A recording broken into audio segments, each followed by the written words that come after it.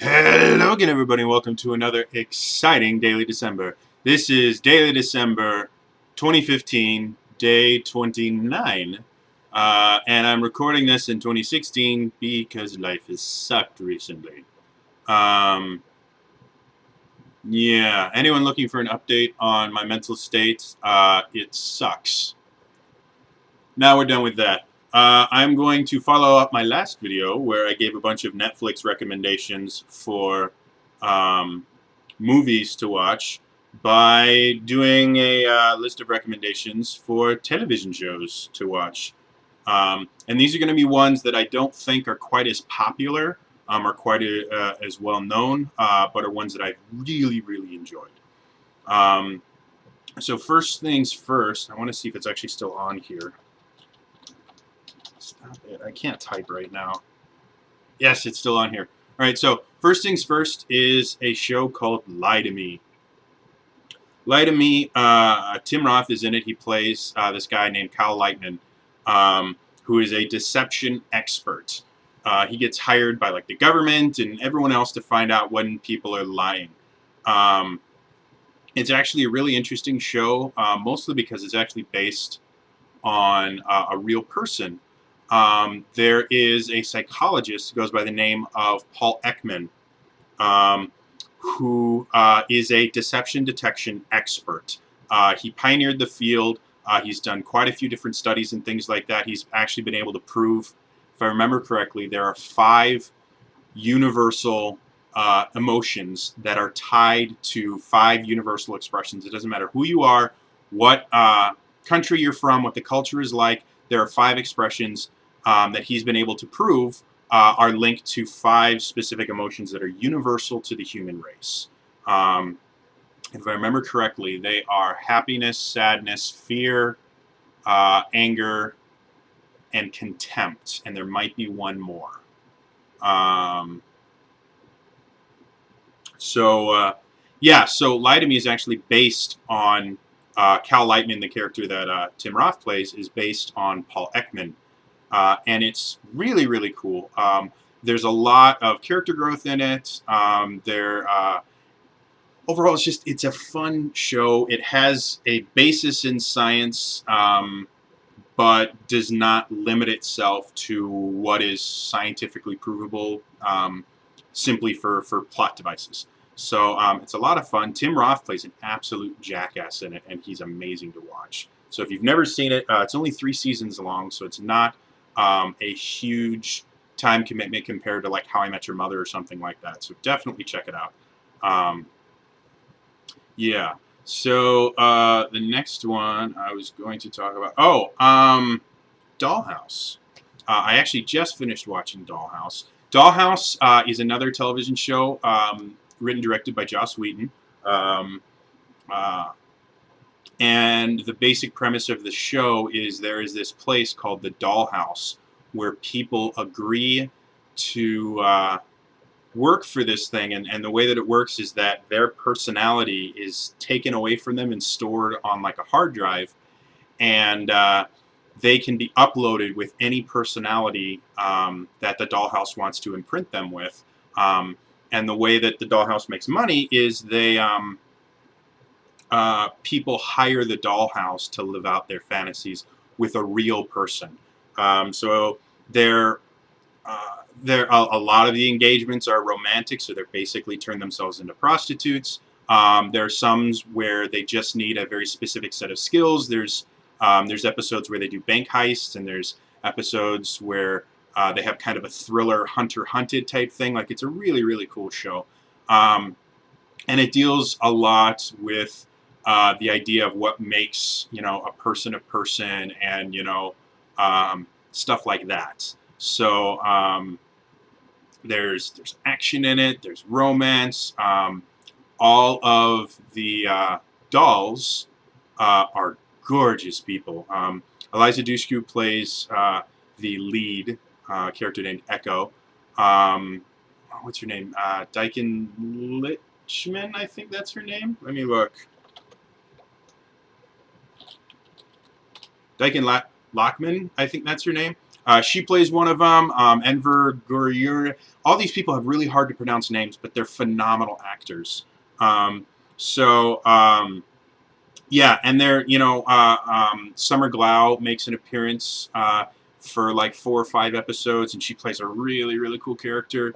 Um, uh, Miracle Laurie is in it for quite a bit. I mean, just everybody in it is just absolutely brilliant. It was really sad that they canceled it after only 2 seasons because there was a lot they could have done with it. Alan Tudyk plays a character in it that is super super cool.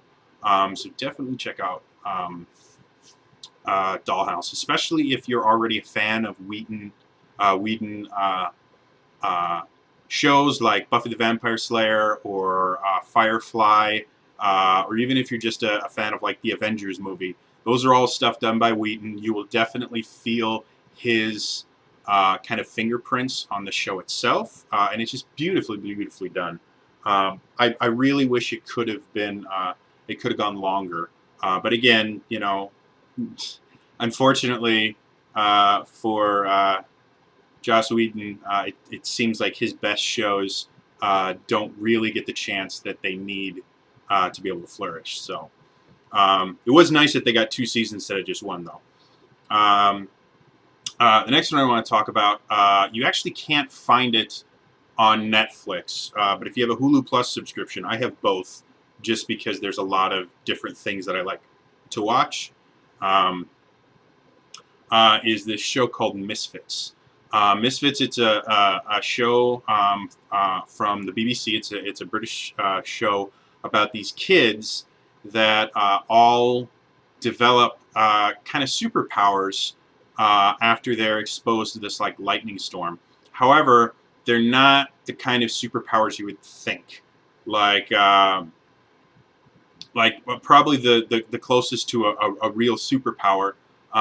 There's a kid that can turn invisible, but in order to do it, he has to, it's really, really weird how he does it. There's a girl that anyone she touches immediately becomes aroused with her specifically. And then there's a girl that can hear people's thoughts, and a kid who can't die. Yeah, it's really, really cool. Robert Sheehan plays a character in it. The first 2 seasons are phenomenal. The third season, Sheehan left, and they started adding some other people, and the fourth season started getting really kind of weird. But overall, it's a really unique show. You can watch the entire thing if you've got a Hulu Plus subscription, and I definitely recommend it. So, so good. And then the final one, and this is my little guilty pleasure show, because it's just plain silly. It really is. It's just, all right. So the show itself is called Baka and Test Summon the Beast. Baka is Japanese for like idiot, would be kind of the closest translation, idiot or stupid or something like that. So Baka and Test Summon the Beast is about this fictional academy called Fuzuki Academy, where you take a test when you first get into the school, and depending on how well your grades are, they put you in Class A through F. Class A, all of their equipment and everything is gorgeous. Like they have like chairs like this, and just gorgeous tables, and they have food and snacks everywhere, and they're taught by the best teacher. And as you go down each letter, the equipment gets worse and worse and worse, to the point where Class F only has like basically just has like wooden table desks or wooden floor desks where you actually have to sit on the floor, and you have like kind of a just a little circular desk, and they have little cushions they're supposed to sit on that are just crap, and like they just have the absolute worst. And the way that you can get better equipment is they have this thing where you can summon an avatar of yourself and use that avatar to fight other classes. And the attack power of your avatar is based on your test scores. And you can fight, like you can have two kids fighting over math, where their most recent math test is their attack power.